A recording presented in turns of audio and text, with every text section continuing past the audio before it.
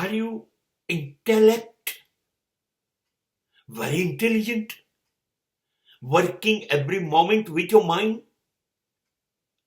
Then God is not your business.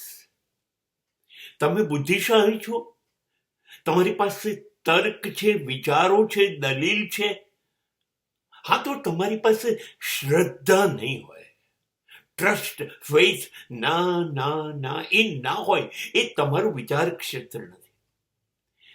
માત્ર બુદ્ધિથી જીવનારા માણસોના કવરેજ ક્ષેત્રની અંદર ઈશ્વર પકડાતો નથી. ના તો તમારા મેસેજ પહોંચશે, ના તમારો ફોન પહોંચશે, અને ઈશ્વરને તો સમય જ નથી તમારી સાથે કોમ્યુનિકેશન જાળવવામાં.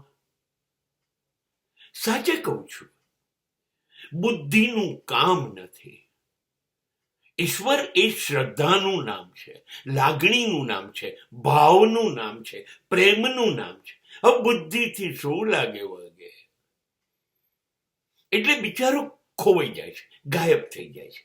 બસ એટલે આપણને એમ, જો ખોવાઈ ગયો, મારાથી ડરી ગયો હોય તો આવે ને મારી સામે, પુરાવા લાવો છે કે નહીં. બસ આ બુદ્ધિ કે છે. પેલાને ક્યાં ટાઈમ છે પુરાવા આપવાનું, એ એનું કામ કરે છે. તમે તમારું કામ કરો.